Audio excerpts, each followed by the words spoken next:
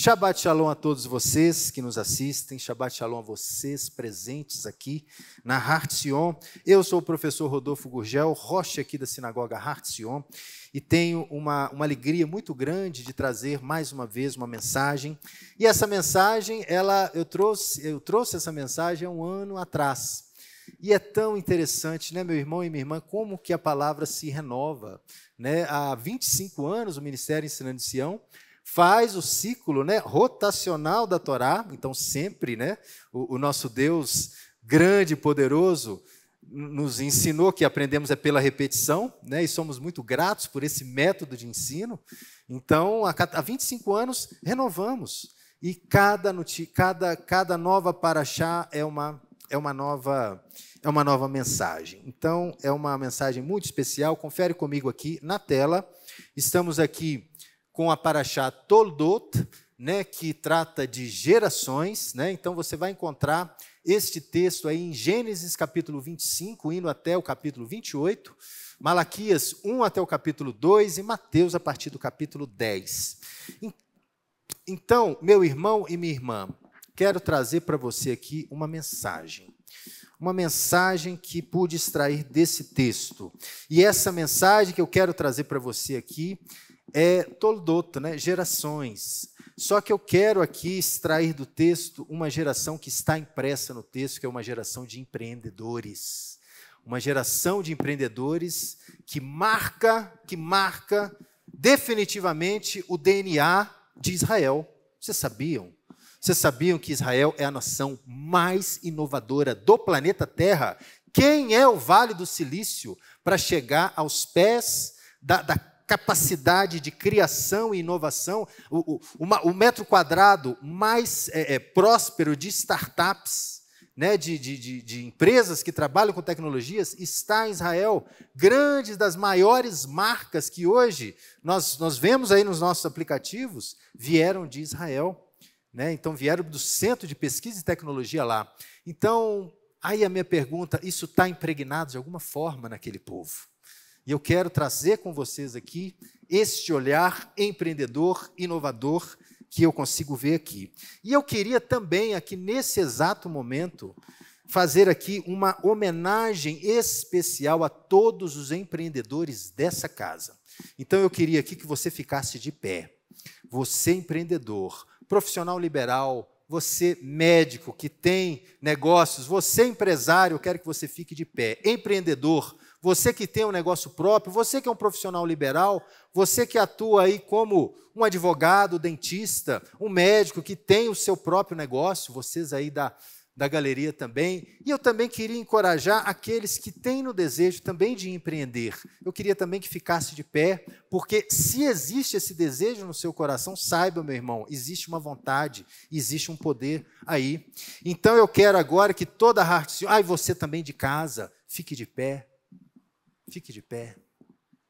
Isso, numa posição de vitória.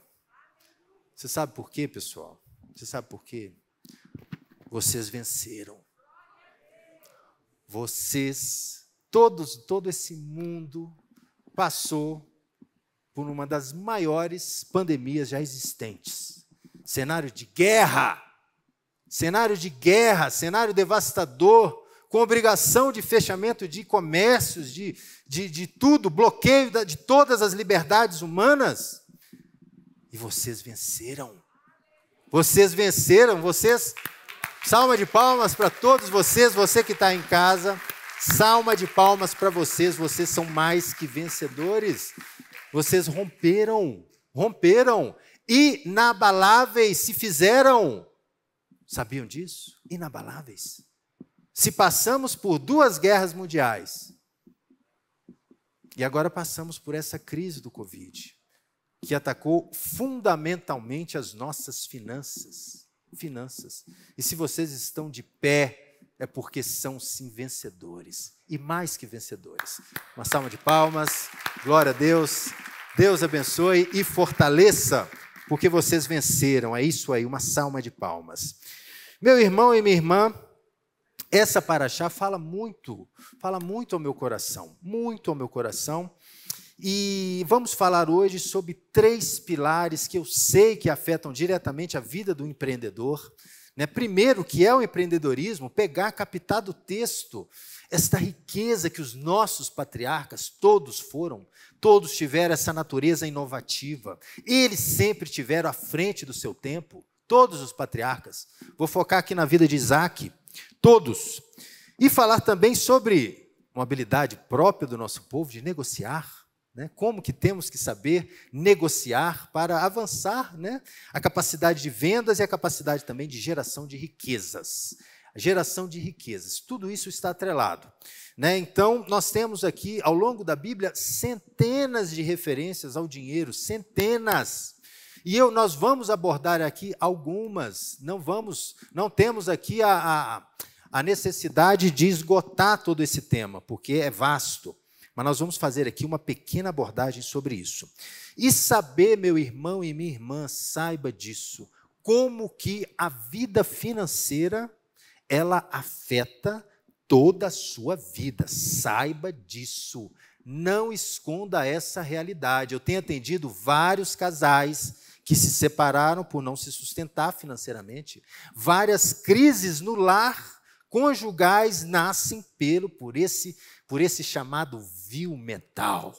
Vil metal, que eu quero aqui trazer para vocês essa consciência desse vil metal. Quem é esse vil metal? Quem que comanda esse vil metal? Então, olha, pilar familiar pode ser destruído, sim, pelo dinheiro? Pode. O pilar profissional, o pilar empreendedor pode ser completamente. Quantos empresários eu tenho atendido dessa casa, que são mentes grandiosas, que têm grandes sonhos, grandes planos, que realizam, têm ideias, estão muito à frente do seu tempo, enquanto projeto, mas a hora que fala de dinheiro, a coisa desaba, a coisa desanda. Peraí, por que isso? Por que isso? Filhos, a questão financeira pode afetar o pilar filhos? Pode afetar, com certeza. Social, a sua saúde também. Então, são várias questões que invadem aí a vida financeira e nós não podemos ser irresponsáveis para dizer que isso não fala a meu respeito. Sim, fala. Primeiro passo, a gente precisa assumir essa realidade. Sim, o dinheiro fala. O dinheiro fala no meu bolso. Então, nós precisamos lidar com isso. Nessa mensagem, eu quero quebrar sobre forte impacto emocional, sim, muitas das crenças limitantes para o crescimento dos seus negócios, crescimento, sim, da prosperidade, da sua prosperidade financeira, e muitos ensinos que foram ministrados ao longo de 2000 anos, que te afasta do dinheiro, pessoal. Como que podem existir ensinos tão contrários, tão avessos à prosperidade da igreja? Como pode? Então, eu quero trazer, assim, sobre forte impacto emocional, quebrando aqui crenças, quebrando aqui programações mentais que ficam continuamente na sua psique, continuamente. Então, nós vamos fazer esses exercícios hoje. Quero destravar, sim, no nome santo de Yeshua, pensamentos e sentimentos contrários a toda essa forma inovativa, essa forma criativa, essa forma que só o ser humano tem, que nós herdamos do Pai eterno das luzes, o Pai Criador, que fez céus e terra pelo poder da palavra. Então, nós vamos, sim, destravar esses pensamentos, para que possamos, sim, ter, de geração em geração, prosperidade, no nome santo de Yeshua. E atenção, o que nós queremos fazer aqui é justamente também combater essas falsas doutrinas de prosperidade que, infelizmente, ainda assolam o povo de Deus. O que transformam crentes obesos, crentes que não sabem orar, que não sabem clamar pelo poder, pela autoridade, que não sabem clamar por habilidades, por competências, que não sabem ir atrás de correr riscos. Obesidade espiritual, tudo isso é produzido por essa maligna teologia da prosperidade, e nós não vamos falar nada a respeito disso. Nós vamos, sim, combater, mais uma vez, como o Rabino Marcelo sempre combate esses ensinos malignos que são contrários e que servem só para gerar mais limitação, saiba disso, mais limitação. Então a ideia aqui é destravar, é liberar. Glória a Deus. Então, o primeiro texto aqui que eu quero trazer para você, que é para mim um texto que salta aos olhos, né, principalmente abordando nesse tema, é a habilidade para negociação, meu irmão e minha irmã. Esse texto salta aqui para mim, aqui em Gênesis capítulo 25, abra sua Bíblia comigo, para a gente acompanhar. Gênesis, do capítulo 25, do verso 29 ao verso 30. Olha que interessante. Vamos ler o texto. Habilidade de negociação. E cozinhou Jacó um guisado, e veio Esaú do campo, e ele estava cansado. E disse Esaú a Jacó: enche-me a minha boca, rogo-te, desta lentilha vermelha, porque estou cansado. E por isso chamou seu nome de Edom. E disse Jacó: vende-me como o dia. Vende-me claramente a tua primogenitura a mim. Uau! Meu irmão e minha irmã, isto é para mim algo fabuloso, que eu quero aqui tecer com vocês alguns comentários aqui. O primeiro comentário que eu quero trazer para você aqui são as medidas de grandezas que estão sendo abordadas aqui nesse texto. Te pergunto aqui em sã consciência, como que algo físico, algo material pode ter valor de algo que é um valor inestimável?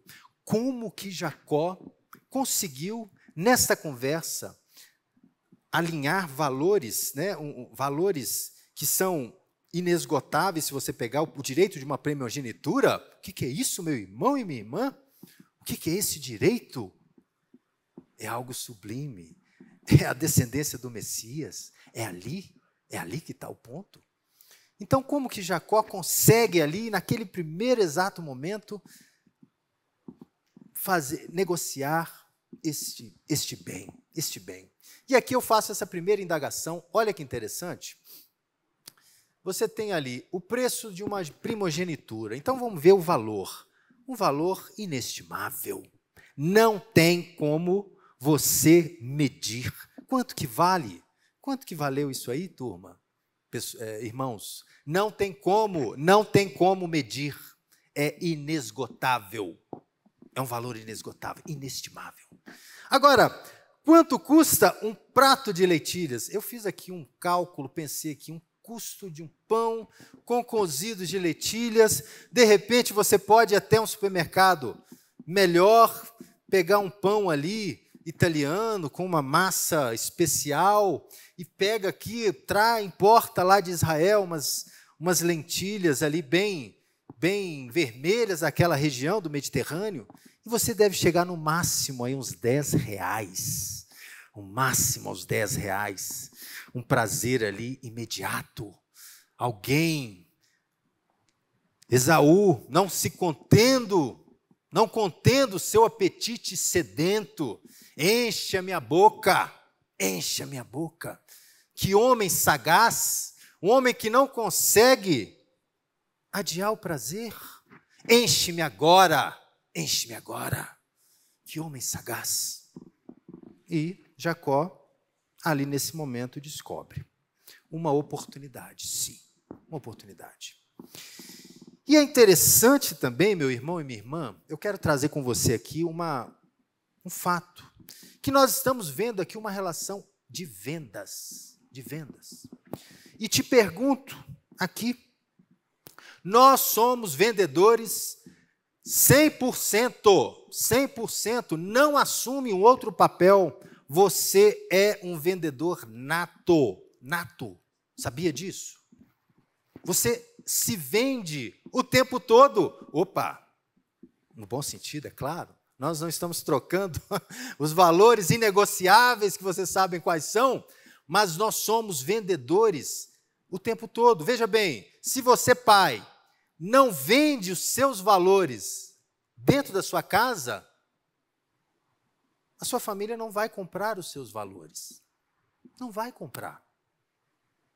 Imagina você, varão, estamos direcionando mais os papos aqui para os varões, muito mirando o nosso congresso. Você, varão, saiba que se você não se vender para sua esposa, tem concorrente na área que pode trazer uma proposta de valor mais alta. Se você não vende uma proposta de valor para o seu filho, saiba que no tráfico, saiba que nas drogas, saiba que existem propostas mais valorosas ali naquele lugar. Então nós vendemos o tempo todo. Vendemos valores, vendemos ideias, vendemos pensamentos o tempo inteiro. O tempo inteiro. Saiba que os concorrentes existem. Saiba que a sua família, os seus filhos, aquilo que você tem de mais valoroso pode estar flertando com concorrentes, que concorre de forma mais injusta, que sabe dar aquele golpe baixo, sabe dar aquele golpe baixo onde você ainda não pensou. Saiba disso. Cuidado, muito bem, atentos, vamos ficar atentos para isso. Então, estamos vendendo o tempo todo, fique atenção a isso. E o que me chama a atenção também no texto, olhe para cá, olhe para o texto aqui, é o seguinte, é a palavra cansado, está repetindo 2 vezes. Isso me chamou a atenção nesse texto, como que Esaú estava cansado, fatigado da sua atividade física, da sua atividade motora, como um grande caçador. Jacó tinha capacidade, Esaú estava cansado, mas Jacó, qual era a atividade que Jacó ali desenvolvia?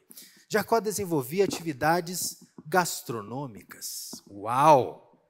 Ele estava ali, Jacó tinha a maior capacidade de foco, Jacó tinha uma maior capacidade de concentração, e ele tinha ali nas suas mãos maior valor agregado, saiba disso, maior valor agregado, maior utilização da criatividade do que de força. Ora, diante de um prato, doutor Francisco aqui, um exímio cozinheiro, diante de um prato, o que se deposita ali? A sua criatividade, o seu toque, que é só o seu tempero, o seu jogar, é só o seu toque que está ali. Jacó estava ali, nesse momento criativo, utilizando mais o seu cérebro do que os seus músculos. Então, isso é um detalhe. Saiba exercer, sim, o seu cérebro. Trabalhá-lo, sim. Uma dimensão de valor, um prato por uma primogenitura, uma refeição por uma herança. Onde já se viu isso, meu irmão? Mais conhecimento para Jacó, maior habilidade intelectual. Esaú não conseguia conter o seu prazer imediato e foi pego pela boca. Necessariamente foi pego pela boca. E aí eu te pergunto novamente, aonde Jacó desenvolveu esta habilidade? Aonde? Te pergunto, seria nos campos, longe da casa do seu pai ou do seu avô, Abraão? Do seu pai, Abraão, desculpa. Não, desculpa, estou falando de Jacó. Onde que Jacó desenvolveu essa capacidade? Na casa de seu pai. Na casa de seu pai. Jacó era um homem que habitava em tendas. Na casa do seu pai Isaque, e na casa do seu avô Abraão. Ele foi ensinado a pensar e agir de uma maneira determinada, no que se referia a negócios e riqueza, tenha certeza disso. Esses ensinamentos se transformaram no condicionamento que governaria em todas as suas decisões de investimento daí para frente. Todas as suas decisões foram moldadas, foram pautadas por esta vivência que ele teve onde? Dentro da casa. Dentro da casa. Ora, quem era o seu pai? Seu pai era Isaque. Quem era o seu avô? Quantas histórias eram contadas e recontadas ali dentro das tendas? Obviamente, para quem tem ouvidos para ouvir, né? Obviamente, para quem tem intenção em aprender, né? E aí vem um outro detalhe também que eu quero trazer para você aqui, ó. Vende-me claramente como dia. Olha lá, vende-me como dia, claramente a tua primogenitura. Meu irmão e minha irmã, negócios transparentes. Negócios transparentes. Jacó pré-anuncia aqui, ó, como a luz do meio-dia. Como a luz do meio-dia. Não venha dizer que eu estou te enganando, não. Você tem responsabilidade, você sabe o que eu estou fazendo. O que estou fazendo com você aqui está às claras. Às claras. E hoje nós temos aí uma palavrinha chamada compliance, que muitas empresas, e podemos dizer aqui abertamente, né, a 10ª maior petrolífera do mundo, que está aqui na América Latina, sabem quem é? Não tinha esse departamento de compliance. Não tinha. E aí estourou a maior crise de corrupção da história do planeta Terra, aqui no Brasil. Saiba disso. Negócios têm que ser feitos às claras. Isso se aprende dentro de casa. Isso aprende dentro de casa. A regra é essa, o jogo é esse. Vamos jogar dentro das 4 linhas. Esse é o jogo. Então, Jacó aprende isso dentro de casa, ó, em conformidade, em acordo com as regras, voltado para as relações éticas, transparentes entre as partes do negócio. É assim. Transparência, verdade. Isso você aprende dentro de casa. E aí, você que está com a Bíblia aí marcada no texto, você pode ver que Esaú despreza completamente aquilo que estava querendo trocar. Despreza completamente. E ele brada, né? Brada como um grande glutão. Diz ali, de que me serve essa primogenitura? De qual direito eu vou ter a isso? Então disse Jacó, jura-me primeiro, vamos fazer um contrato aqui. Olha para você ver. Jura-me, vamos fazer um contrato? E ele vai e vende o seu direito e come o seu prato de lentilha. E novamente, meu irmão, onde Jacó aprende a desenvolver estas qualidades? Dentro das tendas. E cresceram, Gênesis capítulo 25, do verso 27, tá? Prova aí, ó, e cresceram os meninos. Esaú, um perito caçador, homem do campo. Jacó, porém, um homem pacato, e ele habitava em tendas. E aqui eu quero fazer com você entrar dentro dessa tenda. Né? Como fiz no ano passado, nós trabalhamos outros aspectos desse texto, mas eu queria agora entrar com você dentro dessa tenda.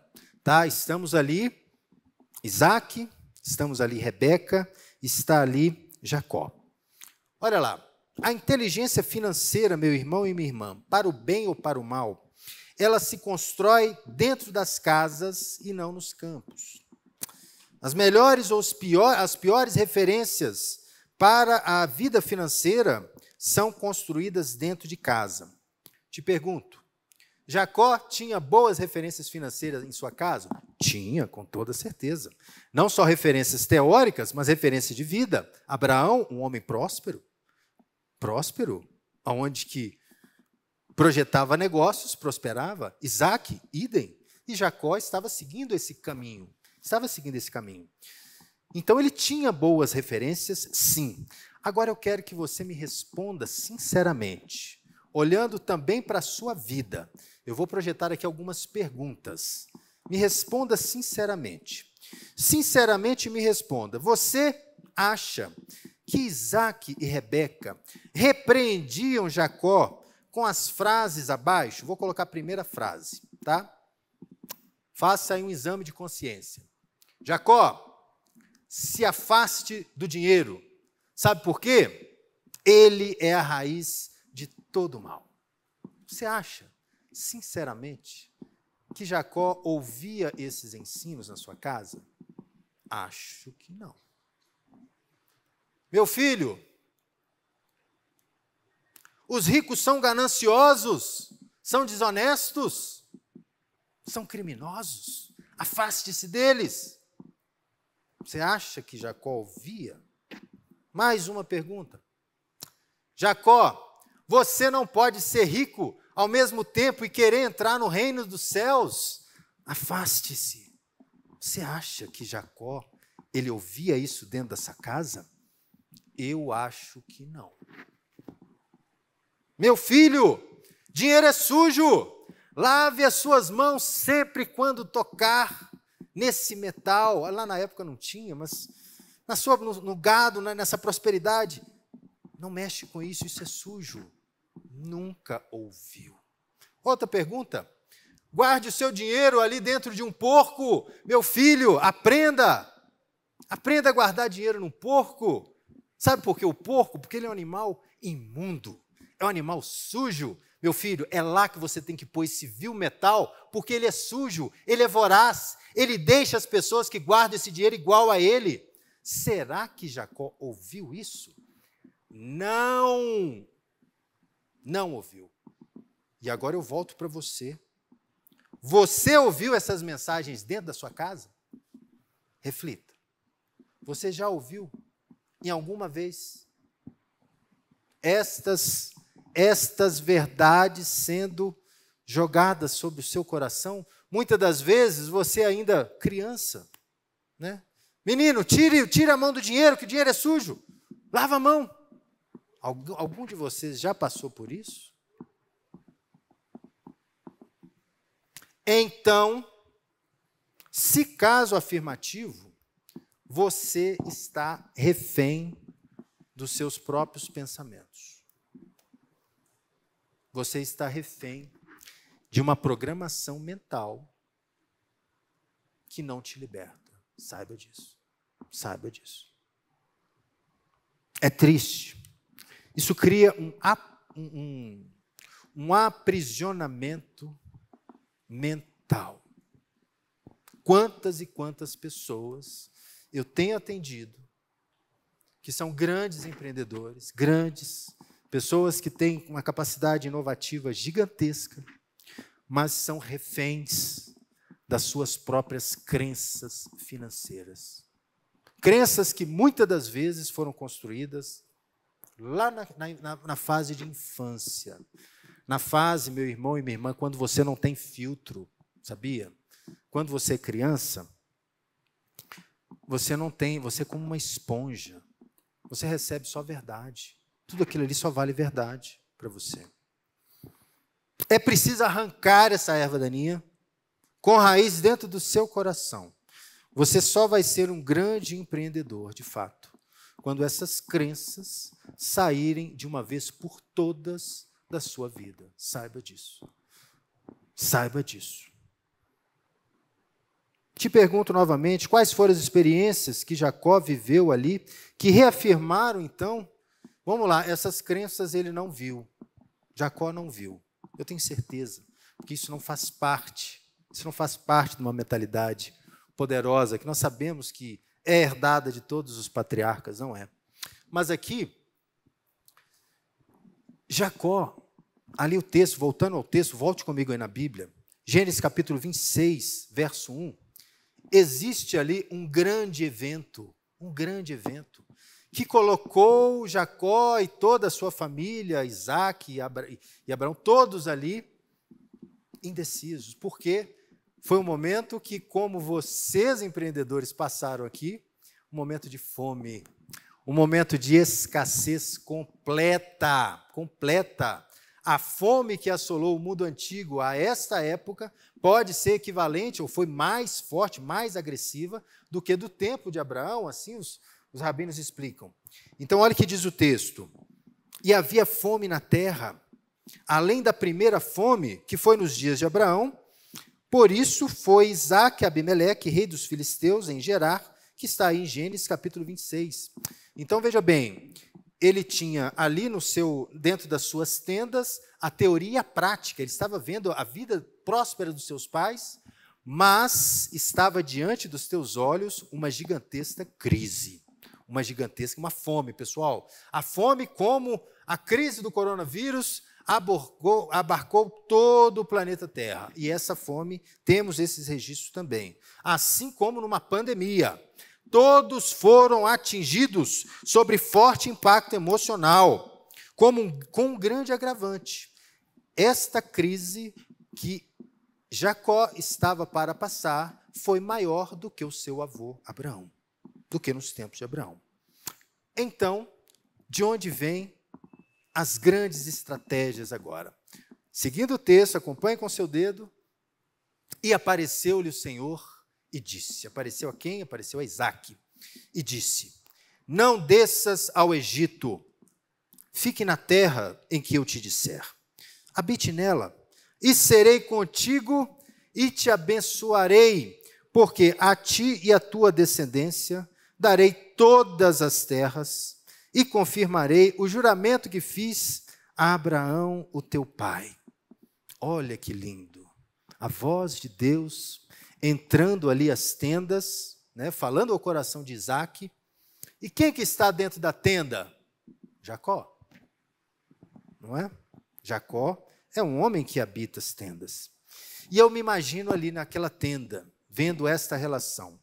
De repente, Jacó chega assim para o seu pai Isaque e fala, papai, o que disse o Eterno ao Senhor? Meu filho, Jacó, o Eterno me disse o seguinte, que é para que a nossa família não desça para o Egito. Nós vamos ficar na terra até o momento que ele disser. E ali, ele vai nos abençoar. Ele vai nos prosperar. Uau! Porque a ti e a tua descendência darei todas as terras e confirmarei o juramento que fiz ao seu avô Abraão. Mas Jacó disse, mas papai, como é possível, em meio a tanta crise, a fome que está aí, como é possível a gente prosperar em meio à fome? Como é possível ganhar terras em meio a essa grande pandemia que estamos vivendo? Qual vem a resposta? Porque Abraão obedeceu a minha palavra e guardou os meus mandamentos, os meus preceitos, os meus estatutos e as minhas leis. Causa e consequência, meu irmão, causa e consequência. Você será bem-sucedido aonde quer que você vá, porque a bênção não depende do dinheiro, não depende da sua única capacidade de gerar, que está dentro de você. Não depende da situação para você gerar riquezas, não depende, porque a capacidade de gerar riquezas, meus filhos, estão dentro de vocês, não estão nas coisas, estão dentro de vocês. É isso. Então, sabemos que Abraão, ele amou e guardou toda a palavra com todo o seu coração, ele tomou as escolhas certas, Abraão escolheu o caminho da justiça, Abraão sempre refletia sobre as suas práticas, sobre os seus atos, sobre o seu estilo de vida, ele tomava sim suas decisões pautadas no que a Torá dizia. A sua família, a sua descendência, testemunhou pelos olhos, pelos ouvidos, testemunhou em vida. Então, dessa forma, para Isaque ficou bastante claro que a bênção, sim, é uma evidência clara da obediência. É claro. E o pecado é uma expressão clara do prejuízo. Claro, pessoal, claro, olha aqui, segredos aqui, ó. Aquele que adultera, por exemplo, não vai gastar muito mais tempo para reconciliar um lar e o tempo está passando. Aquele que mata não tem o prejuízo de viver bons anos numa penitenciária, sendo provido de toda a liberdade. Aquele que não descansa em Shabat não vai trazer consequências para a sua vida, para o seu corpo. O mentiroso, ele não é que precisa constantemente estar contando novas histórias, perdendo tempo, tirando foco. O pecado, pessoal, não agrega valor nenhum. Só pelo contrário, ele subtrai valor, ele tira. Depois faça aqui, no tempo nosso não dá, mas faça a leitura de Deuteronômio, capítulo 28, com todas as bênçãos que vão te percorrer, meu irmão, elas vão te alcançar. Saiba disso. Você vai correr dela, mas elas vão te alcançar, porque é o jeito. Então, depois leia Deuteronômio, capítulo 28, com várias e várias promessas, E o que eu estou falando para vocês aqui, pessoal, são repetições de padrões, né, que se aprende dentro de casa. Então, padrões bons são replicados, padrões ruins também são replicados. Cabe agora você fazer uma uma análise da sua vida. O que você tem aprendido a respeito disso? E o que a gente percebe é que novos padrões também são repetidos na Paraxá. Olha no texto que interessante, porque Isaac também, ele ficou em Gerar, em Gerar, e acontece ali um evento muito próximo do que aconteceu a Abraão, seu pai, que ele também, em tempos de fome, precisou de migrar. E o que acontece? Olha o que diz o texto, Gênesis capítulo 26. Perguntando-lhe os homens daquele lugar a respeito de sua mulher, e disse: esta é a minha irmã, pois temia dizer que era minha mulher, para que, dizia ele consigo, os homens daquele lugar não me matem por amor de Rebeca, porque era formosa a aparência. Meu irmão e minha irmã, uma mesma historinha, está vendo? Como que os padrões comportamentais, eles se repetem? Intuitivamente, Isaac repete o mesmo filme de Abraão. Olha que interessante. Isso é interessante como que o nosso aprendizado é dessa forma. A gente aprende por isso e replica, né?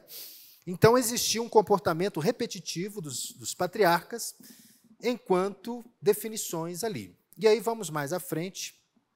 Um ponto-chave também, que evidentemente também vai acontecer, assim como aconteceu na vida de Isaac, que é um sentimento muito maligno, chamado inveja, não de Isaac, mas sim de todos os seus inimigos que o cercavam, não aceitavam de espécie nenhuma a prosperidade do patriarca.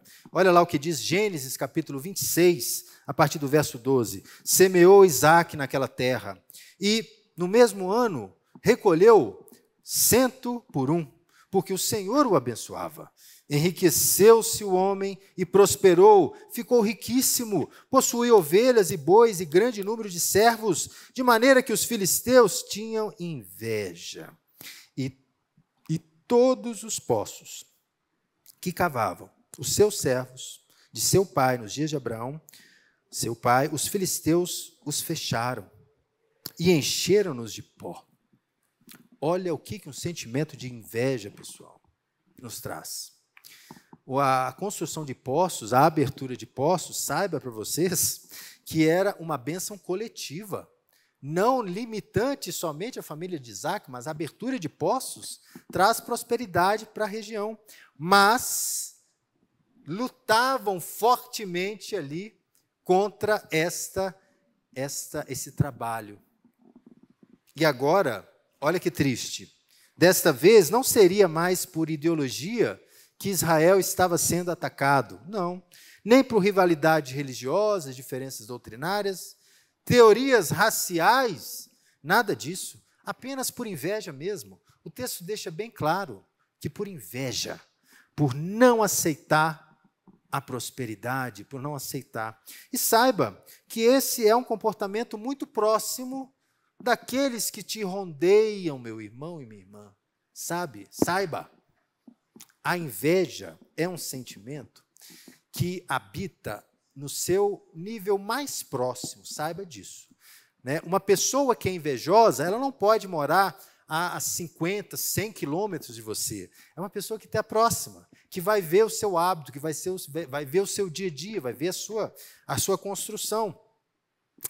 E aí, o que acontece? Mais avançando um pouco no texto, disse Abimeleque a Isaac: aparta-te de nós não queremos nem te ver, Isaac. A sua prosperidade nos constrange. Aparta-te de nós, porque já é muito mais poderoso do que nós. Olha para você ver. O texto está aí, meu irmão. Isso acontece. Isso é vida do dia a dia, isso é vida diária. Só que, agora eu faço um comentário de Pinhas Raeli, que ele fez um comentário maravilhoso da Torá, que eu também me inspirei muito por base dessa paraxá, com base a esse texto. Olha só, olha o que ele diz. Quando Isaac tomou conhecimento do decreto, ele não protestou e nem começou a lutar para provar os seus direitos. Olha que mente inovadora. Ele estava muito além do seu tempo. Ele não entra em batalha corporal pelo direito histórico que ele tinha. Quem abriu aqueles poços foi Abraão. Ele não entrou por isso. Ao invés de desperdiçar as suas energias com o passado, né, que muitas das vezes nos aprisiona. Eu não abro mão dessa herança, eu quero isso sim. Aí você fica agarrado àquilo, você não solta. Vai fazendo uma reflexão aí. Vai fazendo uma reflexão. Apega-se àquele passado. Isaac não tinha nada disso.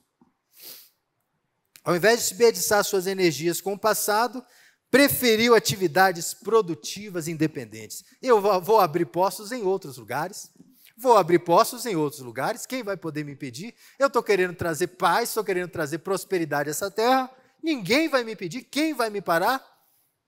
Continuou empenhado em trazer vida e bênção para aquele lugar, gente. Olha que mente liberta. Que mente liberta. Nada de conexão de passado. Vamos para frente. Continuou empenhando em trazer vida e bênção para aquela terra incauta. Isaac sabia que no final seria bem-sucedido, porque Deus estava com tudo.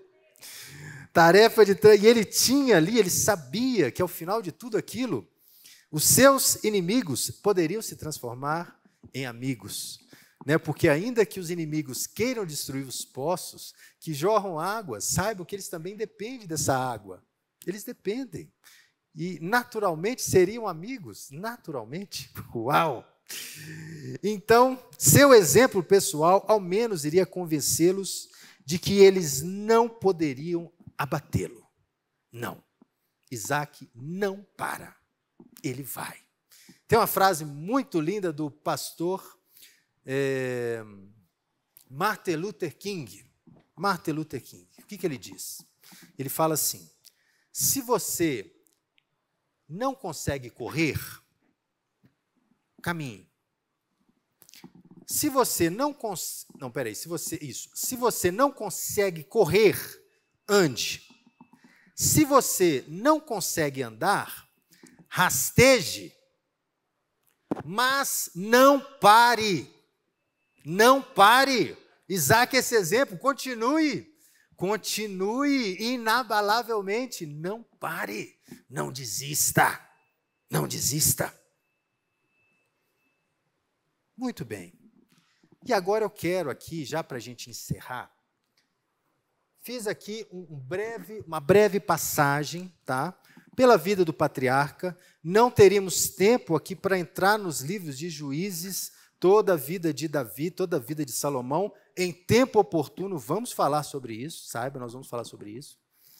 Mas eu quero dar um pulo agora na Brit Hadashah. Veja, tudo que nós falamos aqui não pode ser contrário. Claro que não. Ora, vocês acreditam que Yeshua pregaria diferente do seu pai Abraão? Jamais, jamais. Então vamos entender agora algumas passagens do Novo Testamento, já para a gente encerrar, para termos aí algumas consciências. Convido a você a abrir sua Bíblia em Mateus capítulo 6, a partir do verso 19.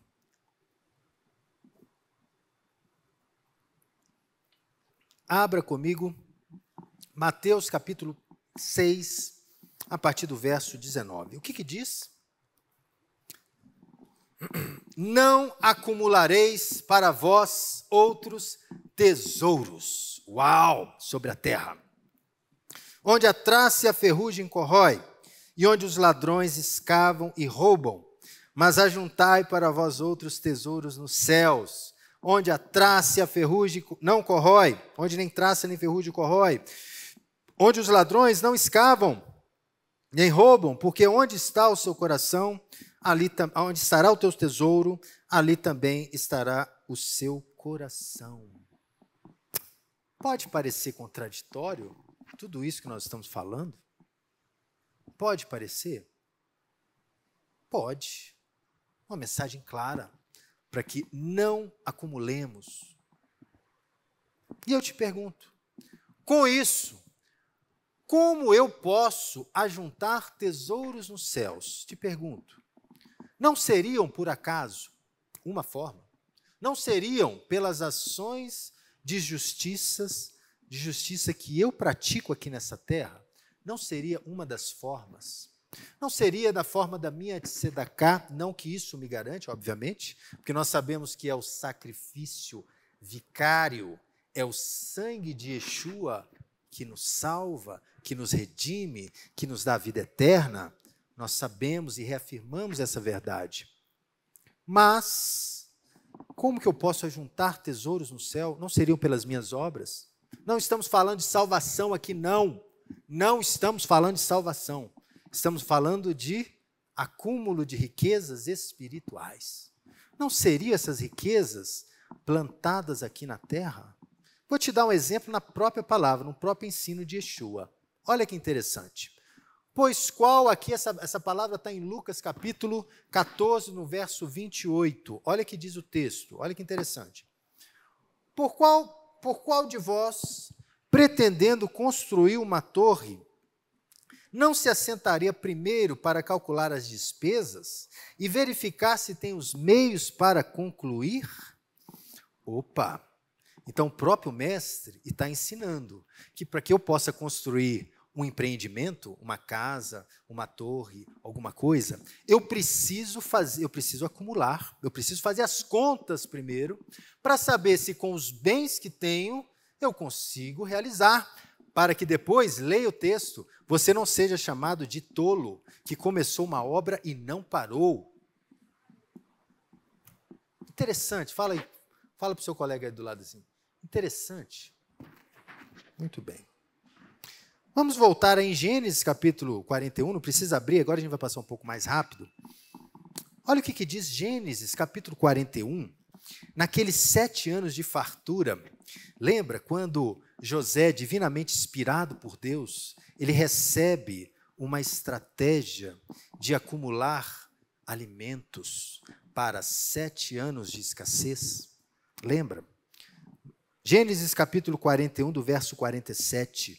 Nos 7 anos de fartura, a terra produziu abundantemente, e ajuntou José todo o mantimento que houve na terra do Egito durante 7 anos, e guardou para as cidades. Por quê? Porque se não fizesse isso, haveria uma grande destruição. O mundo antigo sucumbiria novamente. Então, aqui tem um detalhe. As riquezas acumuladas na terra do Egito tiveram um propósito de salvar o mundo antigo. E tenha certeza, meu irmão e minha irmã, estas riquezas que José acumulou aqui na terra para trazer salvação e vida para todo o antigo Egito, lhe renderam riquezas espirituais. Interessante. Fale com o seu amigo aí do lado, interessante. Olha que interessante também quando você tem aqui em Êxodo capítulo 36, quando Moisés conclama todo o povo para a construção do tabernáculo, e o povo começa a doar em felicidade, em júbilo. De repente ele fala, basta, eu já tenho a lista de material aqui, já chegamos aqui no que precisa. Riquezas acumuladas nessa terra, com o propósito da construção do tabernáculo, para a geração de riquezas espirituais para todo Israel. Uau! Interessante. O que diz a lei do Shemitah? Eu já trouxe essa mensagem aqui. Quando vocês puderem assistir, assistam novamente. Depois eu vou lembrar o nome dela, agora esqueci. O que fala o ano do Shemitah? Levítico capítulo 26. Se disseres, que comeremos no 7º dia, visto que não havemos de semear nem colher nessa messe, então eu vos darei a minha bênção. Quem está dizendo isso? O eterno Deus. Ele está falando, eu vos darei a minha bênção no 6º ano, para que dê o fruto por 3 anos. Ei, o Shemitah, uma lei do Shemitah, você sabe como que ela funcionava na prática? Eu dei esse estudo pontualmente aí há alguns anos. O Eterno fazia uma antecipação de 50% da bênção. Sabia? No 6º ano, na contagem dos tempos, no 6º ano, viria uma colheita de 50% equivalente aos 6 anos trabalhados. Uau! Acumulação de riquezas na terra para bens, frutos espirituais. São vários exemplos, meus irmãos, vários exemplos. Não são as virgens nécias e as virgens prudentes, que as virgens prudentes levam mais azeite para o encontro do noivo, acumularam mais azeite, e as virgens nécias não levaram a quantidade de azeite suficiente? Não é a parábola dos talentos que o próprio Senhor Yeshua nos ensinou? Que aquele que recebeu 5 talentos, entregou outros 5. Aquele que recebeu 2 talentos, ele entregou mais outros 2. Mas aquele que não prosperou, aquele que não trouxe riquezas acumuladas, ele teve um fim trágico. Não foi o próprio Senhor que falou? Te pergunto agora, a parábola do bom samaritano. Uau! Que maravilha! Leia quando você estiver em casa, leia. Certo samaritano seguia pelo seu caminho, passou perto e viu ali aquele homem que estava em situação ruim. Chegando, pesou-lhes os ferimentos, aplicou óleo e vinho, colocou sobre o seu próprio animal, levou para a sua hospedaria e tratou dele. E no dia seguinte ele tirou 2 denários e entregou ao hospedeiro, dizendo: cuida desse homem, tá? E se alguma coisa gastares a mais, eu te indenizarei. Uau! Te pergunto, esse bom samaritano era rico ou era pobre? Quem aqui de vocês consegue assinar um cheque em branco para pagamento de despesas médicas de quem você não conhece, né? Aqui o caso é esse, é um outro totalmente desconhecido. Quem aqui em sã consciência teria recurso suficiente para assinar esse decreto?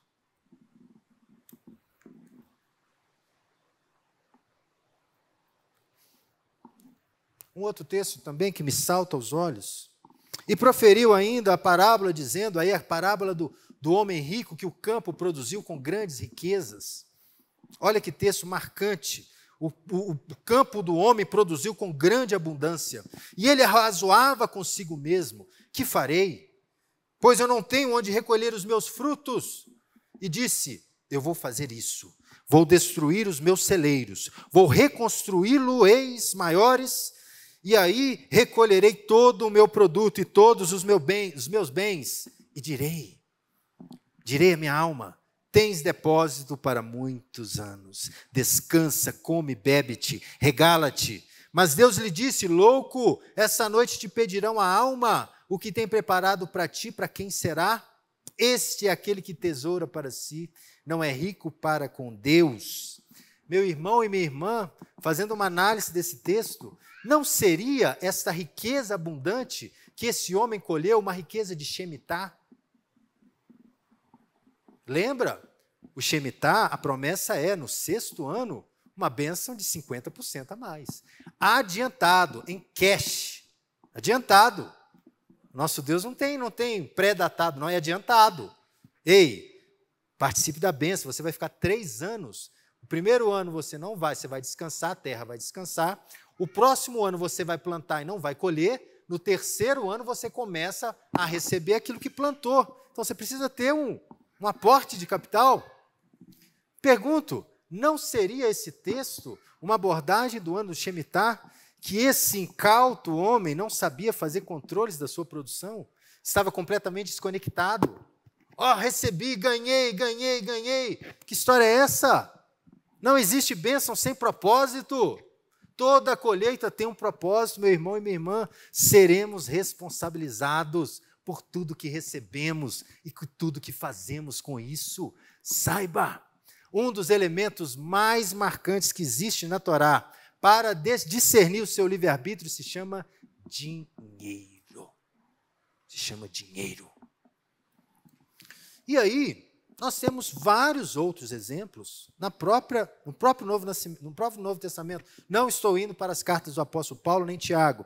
Olha o que diz a parábola do bom semeador.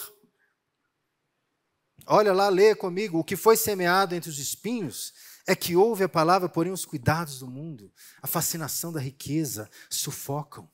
Essas são riquezas sem propósito, meu irmão e minha irmã. Essas riquezas que aqueles que a têm acreditam que elas são a fonte de riqueza. Essas são riquezas sem propósitos. Podemos chamar também o jovem rico, que aqui eu chamo de jovem miserável. Jovem miserável. A parábola tem o título do jovem rico, mas não é. Ele é miserável, porque ele acredita que é no bem que vem a prosperidade. Não é. Não é. Riquezas sem propósitos, acumulados sem propósito. Como o apóstolo Tiago assim diz, no capítulo 4. Cobiçais e nada tendes, matais e invejai e nada podeis obter. Viveis a lutar e a fazer guerras, nada tendes porque não pedis, mas pedis e não recebeis, porque pedis mal para embanjares em vossos prazeres. Uau! Saiba que ainda que ela não tenha propósito nessas riquezas, existe um propósito que pode estar escondido no seu coração. A maior riqueza, meu irmão, não está no dinheiro, está na sua capacidade de gerar. Esta é a capacidade infinita que só você tem. Você tem essa capacidade, é essa capacidade que está sendo exaltada aqui no texto. Já estamos terminando. Os perigos da riqueza também, olha lá o que diz Yeshua. Então disse Yeshua ao seu discípulo, em verdade vos digo que um rico diferentemente entrará no reino dos céus. E ainda vos digo que é mais fácil passar um camelo no fundo da agulha do que um rico entrar no reino dos céus. Camelo passar na virada da agulha, para quem já foi em Israel sabe que a virada da agulha é uma construção que tem na entrada do templo, das fortalezas, para não entrarem mais. Sabe, a gente tem que saber o que está por detrás. Riqueza sem propósito, sem propósito. Riquezas sem propósito. Existem propósitos sim nas riquezas.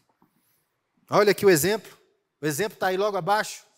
Entre mentes, Zaqueu se levantou e disse, Senhor, Senhor, resolvo dar os meus bens aos pobres, metade dos meus bens, e em alguma coisa tenho defraudado, restitua até 4 vezes. Então Jesus disse, hoje então houve salvação nessa casa. Hoje houve salvação nessa casa. Uau! Riquezas sendo convertidas ali em riquezas espirituais. Zaqueu jamais deixaria de ser rico, porque ele sabia que não estava no bem, estava na sua capacidade de gerar. Ele sabia, por isso que entrega. Uau! Vamos encerrando, vamos ficar de pé, por gentileza. Eu queria que vocês agora tomassem posse desta última parábola. Abordamos aqui quase todas as parábolas de Yeshua, que trata sobre o dinheiro, mas como falei, tem muito mais a se ver. E eu queria aqui, meus irmãos, que fizéssemos, eu vou projetar esse último texto, para que você também tivesse consciência de um fato também que fala sobre o dinheiro. Tanto a Torá quanto os profetas falam muito sobre isso. E é muito importante que a gente fale sobre isso. Fale sobre isso. Olha que interessante. Então, aqui a parábola de Lázaro e o rico, né, que eu já abordei em alguns estudos também. Então, chamando, disse. Aqui vamos contextualizar a história. Está Lázaro e o rico. Lá morreram os dois juntos. Os dois juntos estão ali. Vamos voltar à história, né? Lázaro, ele vivia a mendigar as migalhas que caíam desse rico, que morava esplendidamente em seu castelo. Vieram os dois a falecerem no mesmo instante. E os dois foram levados, né, para um determinado local. Então, chamando, disse. Nesse local tem um discurso ali, né? E o rico diz, Pai Abraão, tenha misericórdia de mim e manda que Lázaro, que ele molhe em água a ponta do dedo e me refresque a língua, porque estou atormentado nessa chama. E disse, porém, o pai Abraão, filho, lembra-te que recebeste os teus bens em tua vida, e Lázaro, igualmente os males. Agora, porém, ele está aqui consolado, porém tu em tormentos. E, além de tudo, está posto um grande abismo entre nós, de sorte que os querem passar daqui para vós outros não podem, nem os que estão de lá traçar para nós. Então, eu queria que vocês agora, você de casa, lesse comigo. Vamos ler em voz alta? Vamos ler em voz alta a partir desse versículo. Então, vamos ler junto. Então replicou: Pai, eu te imploro que mandes a minha casa paterna, porque tenho 5 irmãos, para que lhes dê testemunho, a fim de que não virem também para esse lugar de tormento. E respondeu Abraão: eles têm Moisés e os profetas, ouçam-nos. Agora, meu irmão e minha irmã aqui da Heart Sion, eu volto para você também que está assistindo em casa. Heart Sion, nós também recebemos Moisés e os profetas. Nós recebemos Moisés e os profetas. Não temos desculpa. Não temos desculpa. Não temos. Não temos desculpa para dar, porque nós recebemos.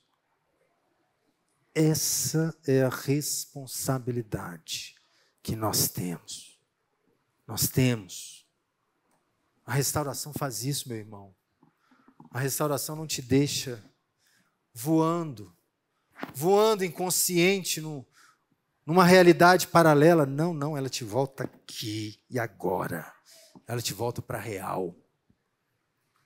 É nossa missão aqui dentro sermos ricos, sermos prósperos, para sermos bem-sucedidos nessa terra, alimentando também o nosso próximo. Pois agindo dessa forma, nada nos faltará nessa vida e nem na próxima. Meu irmão e minha irmã, para que devemos ser ricos? Para que devemos ser prósperos? Para ajudarmos ao outro. Te pergunto, aonde que está esse outro? Onde está esse próximo? É o que não está aqui, meu irmão. Muitas das vezes não está aqui. O que está aqui tem que ser potencializado, é chamado dessa casa, trazer, sim, bênção para os filhos, para os herdeiros, sim. Para que serve essa bênção? Para irmos àqueles que não estão aqui no reino. Eles não estão aqui. Nós precisamos ir lá. Como o Ministério de Sedacá assim faz. Faz no Jequitinhonha, faz na Casa Entebbe, que o Roger Francisco ajuda. É para quem não está aqui, pessoal. Porque para aqui é para gerar riquezas para levar para quem não tem. Esse é o chamado. Esse é o chamado. Por isso que nós falamos restauração já e agora e para sempre. Amém, amém e amém. Se você gostou e foi abençoado com esse estudo, inscreva-se em nosso canal do YouTube. Considere também ser um mantenedor do trabalho do Ensinando de Sião no Brasil, Israel e no mundo. Doações e contribuições podem ser feitas através do link na descrição desse vídeo. Um grande abraço e shalom, shalom.